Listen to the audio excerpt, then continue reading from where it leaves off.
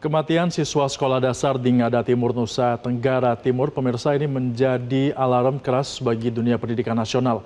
Peristiwa ini menunjukkan masih tidak meratanya akses dan perlindungan anak dalam sistem pendidikan. Pemerintah pusat dan daerah mengaku kejadian ini sebagai tamparan serius yang harus segera dibenahi.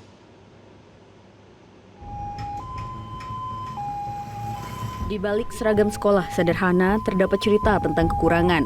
Seorang anak sekolah dasar di usia 10 tahun yang hanya tinggal bersama neneknya ditemukan tak bernyawa, diduga mengarah pada tindakan bunuh diri. Dari sepucuk surat yang ditinggalkan, dirinya terpaksa melakukan bunuh diri karena orang tuanya tak mampu beli pulpen dan buku untuk keperluan sekolah. Ini merupakan potret kemiskinan yang masih tinggi dan pendidikan yang belum merata di Indonesia. Di daerah, pemerintah Provinsi Nusa Tenggara Timur mengakui peristiwa ini sebagai kegagalan bersama.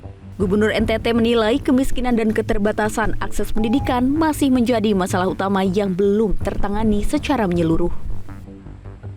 Kami juga pasti akan mencari cara yang tepat agar seluruh dukungan pemerintah yang sudah diberikan dalam berbagai cara ini, dan saat ini di peristiwa ini kemudian masih ada yang meninggal dengan kejadian semacam ini, itu masih ada perbaikan-perbaikan yang harus kita sempurnakan terus-menerus untuk menangani orang miskin di NTT dan saya pikir di negeri ini.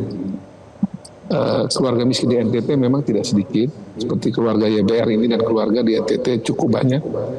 Saya pikir di Republik ini juga cukup banyak.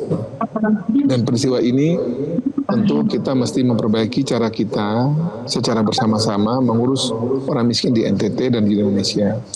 Saya tidak malu mengatakan bahwa pemerintah Provinsi NTT dan Ngada sampai tingkat desa kami gagal. Itu harus kami katakan terus terang. Dulu peranata pendidikan gagal, peranata sosial gagal, agama gagal, adat gagal, semua kami gagal.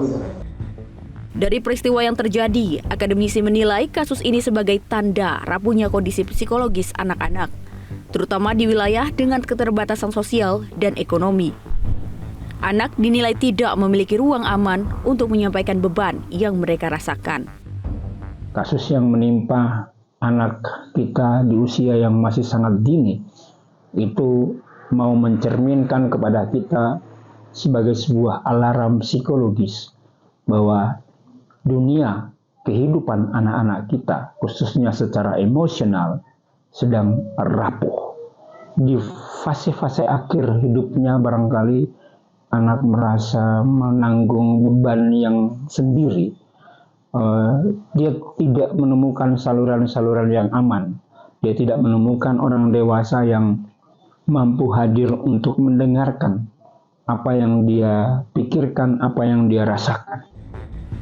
Pemerintah pusat menegaskan pentingnya keterbukaan masyarakat dalam menyampaikan masalah sosial dan ekonomi yang membebani anak-anak. Menurut pemerintah, kasus seperti kekurangan alat tulis atau beban utang tidak boleh berujung pada tragedi kemanusiaan.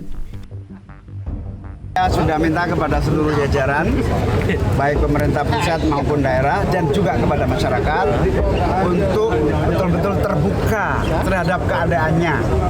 Apabila memang membutuhkan bantuan alat tulis, bantuan apapun, itu harus segera ditangkap dan disampaikan. Jangan sampai beban-beban ekonomi tidak tersampaikan kepada para pejabat ataupun tokoh masyarakat. Karena kasusnya sepele yang kemudian sangat mengharukan itu tidak boleh terjadi lagi. Jadi kepada masyarakat, kalau ada masalah soal ekonomi, soal utang, soal apa saja, soal alat tulis, pendidikan terutama, sampaikan kepada kita. Kita akan bertindak cepat. Peristiwa ini seolah menjadi peringatan keras bahwa pemerataan pendidikan tidak cukup hanya dari infrastruktur, namun juga dari perhatian sosial dan psikologis anak. Pemerintah didesak untuk memperkuat peran sekolah, keluarga, dan lingkungan dalam menjaga keselamatan dan masa depan generasi muda. Tim Liputan Metro TV. Jelajahi cara baru mendapatkan informasi. Download Metro TV Extend sekarang.